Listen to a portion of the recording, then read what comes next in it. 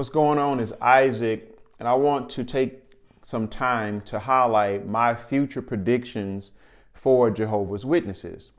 Now, my predictions are going to examine some things dealing with doctrines, their format for publications, and the flow of control of information, and trying to preempt what former members do when they speak out, as well as using current tactics to their advantage. So I think it's very important to remember what Proverbs chapter 22 and verse 3 says. The shrewd one sees the calamity and conceals himself, but the inexperienced goes right along and suffers the consequences.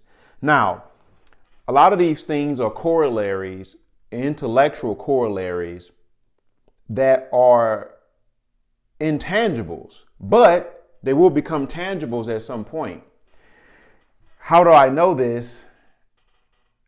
I can't fully explain it to that degree, but hear me out. If you are an organization looking to protect yourself and get ahead of a few things, you have to start having a strategic plan.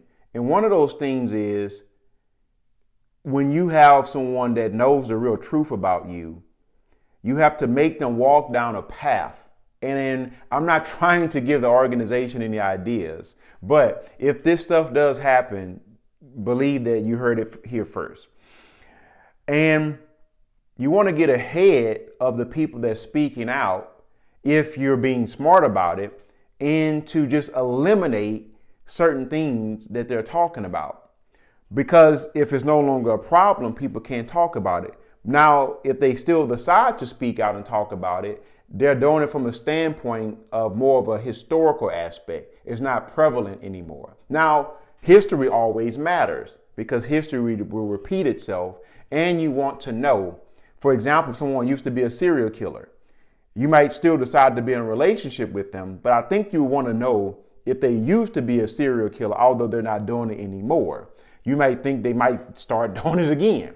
There's a possibility, or maybe they've been redeemed. Who knows? But you definitely will want to know something that is that egregious, even if you decide to move forward with them. And everybody deserves a second chance.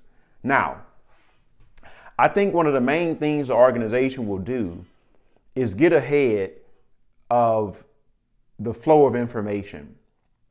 So what I mean by that, when they went to the online format, because the organization has published hundreds of books, magazines, tracts, brochures, videos, all of that, from the inception of the organization, from 1879 up until now. Now, everyone knows that if you go online, if you go to the actual website, you'll notice that when you go to look for watchtowers, it only goes back to 1981. On the actual website, not the app. On the app, it goes back to 1950. And this is not something that I brought out. This is discussed on other channels. So on the actual app, it goes back to 1950. But if you go on the actual website and try to find all the watchtowers, you'll notice that it only goes back to 1981. And there's some years that are missing. So why? This is for the public. Public, or we'll not download the app. Also, if you're able to have the hard copies and then examine what's online for a lot of the articles, you'll see that they are changing stuff that's not in print. What's online doesn't reflect what's in print. And keep in mind, I'm an author. Again, I have books on Ingram Spark that I can simply go in and edit something. And once that book prints now, it prints with what I have or what I edited. Although you may have the copy before that, all the new copies will read differently. But people have to keep in mind that's why you have first, second, and third editions and when edits are made. So don't think that is a lie. They're simply making edits. And that's what is to your advantage by having something online.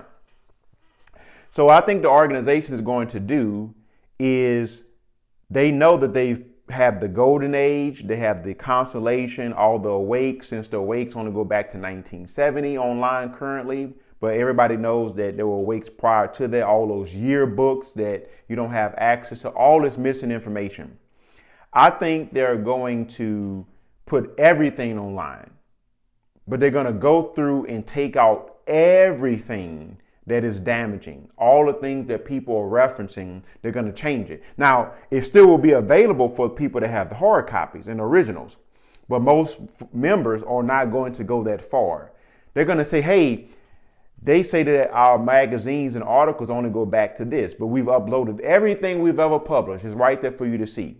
Now, this would be smart to do, because now most members, when they see that, okay, we have everything we've ever published from 1879, and if they're fully indoctrinated, they'll see what we have everything here. And the references that you're giving me, it doesn't say that when I go online. See, that person would be fact, not, this is currently not an issue, but I think they're going to do this. I really do. It actually would be smart to do it, because that's why people that speak out now, you have to figure out how to get ahead of that. See, this is one reason why I don't quote a lot of stuff. I think it's good to stick with what they currently have online. No matter how much they try to change it, you have enough of what you need online, what's currently online. And all the other information is super damaging, but I think they're going to use it against people that speak out, even refer to them as the C word. They're going to eventually maneuver things where they're not going to need to control the flow of information at that point. They're not going to tell you you can't do outside research. They're going to say we have everything online. That clearly they would have changed it. And they'll say, very simple, what you're reading is not what we have, so that's false. So do your research. Read whatever you want to read now. Read all of that stuff. We got everything we've ever published online. Now, for most people, that's enough to create a seed of doubt that somebody that's not a Jehovah's Witness is telling a lie. That person is gullible, Proverbs 14:15. But they would be smart to do that. So now they're not going to be considered so much as the C word or a negative culture, because they're going to be eliminating controlling information, and they're going to be encouraging you to do objective research and even go on to school. So they're going to take away two major things. And at that particular point, people that are calling them this four-letter C word, what will happen is all of those videos produced about that, if it's done in a certain way, will still be impactful, but people that are watching it currently, it's not going to resonate, because they're going to be like, well, we can do objective research now. So I would advise getting ahead of all of that. And it's based on how you do it. And also, what will happen, I do think they're going to eventually change the name of the religion again, just like they did for Bible students to Jehovah's Witnesses. When I recall reading an article about maybe a year ago, about the governing body was saying there could be a time where they're not around, and that's why the elders are being trained. I think as a last resort measure, they may have had something planned where they might fade away. The governing body might be doing a slow fade themselves. When you pay attention to it, like if it comes to the point where too many people are finding out the real truth, and they already have this stage that they tell the people that the governments will come after them, all they have to do is disappear and leave the elders behind. And then some people would pick up the torch and try to keep things going. They would say it's a second great apostasy or whatever. And most people would buy into that. And then they would just fade away. That's a possibility. Do I think they would do that? No. But if push comes to shove, I think that they would. And some other things. When it comes down to holidays and stuff like that, those are non-essential things, but they might make some changes with that. I'm not going to really get into that. I do not think that they would totally get rid of shunning. I can see them putting it more on the members, where they're saying that we never encouraged that. We made it a conscience matter. To take away putting the blame on themselves. They'll twist it in a way, perhaps, again, this is speculation. But I think these topics are fun to engage in and to discuss. I do not see them making major changes with the blood issue because there will be a lot of lawsuits. But I do see them perhaps figuring out more of a way to make that a conscience matter and taking the blame off of them. I do see them apologizing a little bit more in the future. And I see them encouraging higher education. They might possibly make marrying someone that's not a Jehovah's Witness a conscience matter if they get to the point where they need to maintain members. And I can also see them getting rid of counting time for pioneers as well. I can also potentially see, and this would be smart to do, and this may never happen, but I think it would be wise to actually speak to former members to show that you don't have an issue with former members who just leave, and encourage them, say we welcome freedom of religion, and actually have some interviews with former members, but not ones that speak against the organization, just ones that left and decided that they no longer want to be a Jehovah's Witness. So, and I'm saying this, and some of this stuff may be unrealistic for them to do, but it would be smart, because if you want to lower the potency of what people are saying, why not just take out you already change out your literature. Just put everything you ever printed back online, take out the damaging information with organ transplant, all the history of the false prophets, just change all of it. And just trust that some people are not going to do their thorough research, and just put it all online. Just like they did when it originally said millions now living will never die in that book. And now it says in the second and third editions or whatever, that millions now living may never die. Just do all of that with your current literature. That's what I would do. But also it's being manipulative and it is lying. So that would also expose whether or not they are truly sincere and just misguided by their own, fanatical doctrines, or they know exactly what they're doing, they just don't care. When it comes down to CSA issues, they're going to have to tighten up on that. So regarding what they do, I don't know. But I think it would be wise to be forthcoming and to admit your wrongs a little bit more for public perception. In addition to that, I think that they would just do a little bit more with trying to not be considered as a high demand group. So, and that in itself will help them out. And what will happen, this is why former members have to get ahead of this, pay attention to your language and the stuff that you say.